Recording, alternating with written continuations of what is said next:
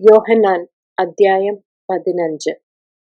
ഞാൻ സാക്ഷാൽ മുന്തിരിവള്ളിയും എന്റെ പിതാവ് തോട്ടക്കാരനുമാകുന്നു. എന്നിൽ കായ്ക്കാത്ത കൊമ്പ് ഒക്കെയും അവൻ നീക്കിക്കളയുന്നു. കായ്ക്കുന്നത് ഒക്കെയും അധികം ഫലം കായ്ക്കേണ്ടതിന് ചെത്തി വെടിപ്പാക്കുന്നു. ഞാൻ നിങ്ങളോട് സംസാരിച്ച വചനം നിമിത്തം നിങ്ങളിപ്പോൾ ശുദ്ധിയുള്ളവരാകുന്നു.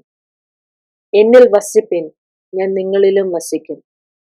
കൊമ്പിന് മുന്തിരിവള്ളിയിൽ വസിച്ചിട്ടല്ലാതെ സ്വയമായി കായ്പാൻ കഴിയാത്തതുപോലെ എന്നിൽ വസിച്ചിട്ടല്ലാതെ നിങ്ങൾക്ക് കഴിയുകയില്ല.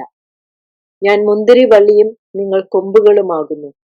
ഒരുത്തൻ എന്നിലും ഞാൻ അവനിലും വസിക്കുന്നു എങ്കിൽ അവൻ വളരെ ഫലം കായ്ക്കും. എന്നെ പിരിഞ്ഞ് നിങ്ങൾക്ക് ഒന്നും ചെയ്യുവാൻ കഴിയുകയില്ല. എന്നിൽ വസിക്കാത്തവനെ ഒരു കൊമ്പ് പോലെ പുറത്തു കളഞ്ഞിട്ട് അവൻ ഉണങ്ങിപ്പോകുന്നു. ആ വക ചേർത്ത് തീയിൽ ഇടുന്നു, അത് വെന്തുപോകും. നിങ്ങൾ എന്നിലും എന്റെ വചനം നിങ്ങളിലും വസിച്ചാൽ നിങ്ങൾ ഇച്ഛിക്കുന്നത് എന്തെങ്കിലും അപേക്ഷിപ്പിൻ, അത് നിങ്ങൾക്ക് കിട്ടും. നിങ്ങൾ വളരെ ഫലം കായ്ക്കുന്നതിനാൽ എന്റെ പിതാവ് മഹത്വപ്പെടുന്നു. അങ്ങനെ നിങ്ങൾ എന്റെ ശിഷ്യന്മാരാകും. പിതാവ് എന്നെ സ്നേഹിക്കുന്നത് പോലെ ഞാനും നിങ്ങളെ സ്നേഹിക്കുന്നു. എന്റെ സ്നേഹത്തിൽ വസിപ്പിൻ.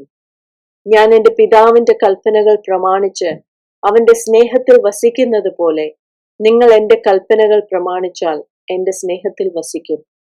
എന്റെ സന്തോഷം നിങ്ങളിൽ ഇരിപ്പാനും നിങ്ങളുടെ സന്തോഷം പൂർണ്ണമാകുവാനും ഞാനിത് നിങ്ങളോട് സംസാരിച്ചിരിക്കുന്നു. ഞാൻ നിങ്ങളെ സ്നേഹിച്ചിരിക്കുന്നത് പോലെ നിങ്ങളും തമ്മിൽ തമ്മിൽ സ്നേഹിക്കണം എന്നാകുന്നു എന്റെ കൽപ്പന. സ്നേഹിതന്മാർക്ക് വേണ്ടി ജീവനെ കൊടുക്കുന്നതിലും അധികമുള്ള സ്നേഹം ആർക്കുമില്ല. ഞാൻ നിങ്ങളോട് കൽപ്പിക്കുന്നത് ചെയ്താൽ നിങ്ങൾ എന്റെ സ്നേഹിതന്മാർ തന്നെ.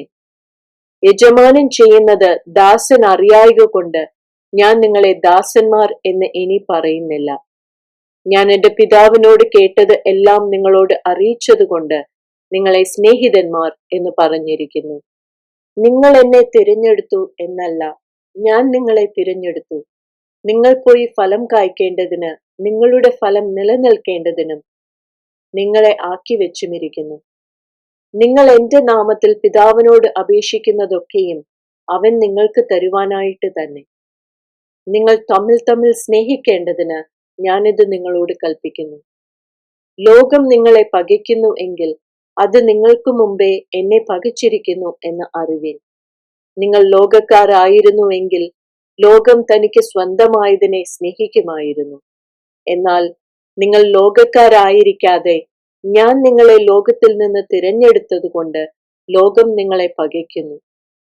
ദാസൻ യജമാനനേക്കാൾ വലിയവനല്ല എന്ന് ഞാൻ നിങ്ങളോട് പറഞ്ഞ വാക്ക് ഓർപ്പിൻ. അവർ എന്നെ ഉപദ്രവിച്ചുവെങ്കിൽ നിങ്ങളെയും ഉപദ്രവിക്കും.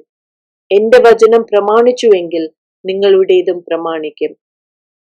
എങ്കിലും എന്നെ അയച്ചവനെ അവർ അറിയായ്ക കൊണ്ട് എന്റെ നാമനിമിത്തം ഇതൊക്കെയും നിങ്ങളോട് ചെയ്യും. ഞാൻ വന്ന് അവരോട് സംസാരിക്കാതിരുന്നെങ്കിൽ അവർക്ക് പാപമില്ലായിരുന്നു.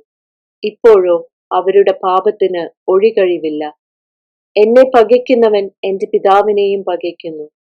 മറ്റാരും ചെയ്തിട്ടില്ലാത്ത പ്രവൃത്തികളെ ഞാൻ അവരുടെ ഇടയിൽ ചെയ്തിരുന്നില്ല എങ്കിൽ അവർക്ക് പാപമില്ലായിരുന്നു. ഇപ്പോഴോ അവർ എന്നെയും എന്റെ പിതാവിനെയും കാണുകയും പകയ്ക്കുകയും ചെയ്തിരിക്കുന്നു. അവർ വെറുതെ എന്നെ പകച്ചു എന്ന് അവരുടെ ന്യായപ്രമാണത്തിൽ എഴുതിയിരിക്കുന്ന വചനം നിവൃത്തിയാകേണ്ടതിന് തന്നെ. ഞാൻ പിതാവിന്റെ അടുക്കൽ നിന്ന് നിങ്ങൾക്ക് അയപ്പാനുള്ള കാര്യസ്ഥനായി പിതാവിന്റെ അടുക്കൽ നിന്ന് പുറപ്പെടുന്ന സത്യാത്മാവ് വരുമ്പോൾ അവൻ എന്നെക്കുറിച്ച് സാക്ഷ്യം പറയും. നിങ്ങളും ആദ്യം മുതൽ എന്നോട് കൂടെ ഇരിക്ക കൊണ്ട് സാക്ഷ്യം പറവീൻ.